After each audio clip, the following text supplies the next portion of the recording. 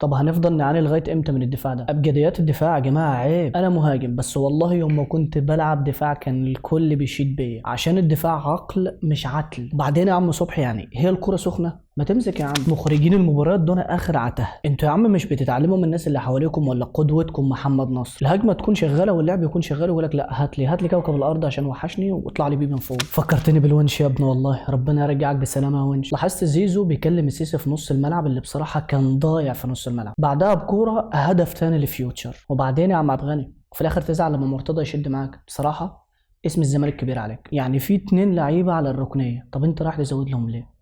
يا عم السيسي انت متعب في كل مكان. وايه دي كمان يا اخي؟ يا عم بنقول ابجديات كوره، ما تشوف محمد فاروق بيعمل ايه يا عم. كلمه سر الشوط الاول هو نص الملعب. للاسف عندنا نص ملعب ميت بقياده روكا مودريتش والسيسي. بصراحه انا عايز اتفرج على الهدف ده بدون تعليق. ايه يا عم زيزو الطعامه والحلاوه والجمال ده؟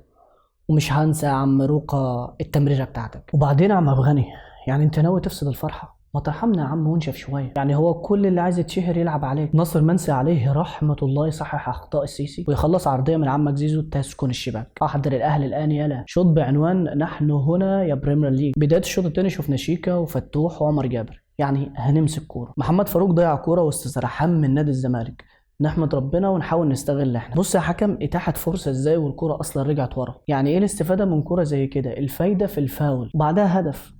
تعلموا القانون يا اخي، اهو هدف. عاش يا زيزو بصراحه، مش عارف اقول ايه، بس ربنا يستر وما يقولوش جنش تفويته. احلى ريمونتادا دي ولا ايه يا عم؟ احضروا الاهلي الان برضه بتعيدوا اللعب شغال.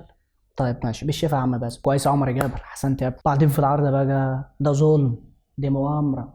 بس عاش يا عم فتوح، اسيست زي بتاع المقاولون. ايه ده فاروق بيعمل ايه؟ لا ده ظلم. اشمعنى دونج في الكرة دي؟ تمركز سيء من دفاع الزمالك وخصوصا في الضربات الثابتة. انا بصراحة بحب التفاصيل، ويمكن عجبتني روح عمر السعيد الزملكاوي في الكرة دي. شاف شيكا شادد راح يحدي الدنيا عشان الانذار الثاني. نقفل الصفحة بقى ونستعد للنادي الاهلي، لان بصراحة الماتش ده بالنسبة لي حاجة تانية. مبروك للزمالك وجماهيره اللي كان كلمة السر في الماتش ده، ويمكن ما بطلش تشجيع من اول الماتش لاخر الماتش. عاش الجمهور اللي بيشجع وتبا للجمهور اللي بيشتم. ما ننساش لايك وفولو، واشوفكم ان شاء الله قريبا.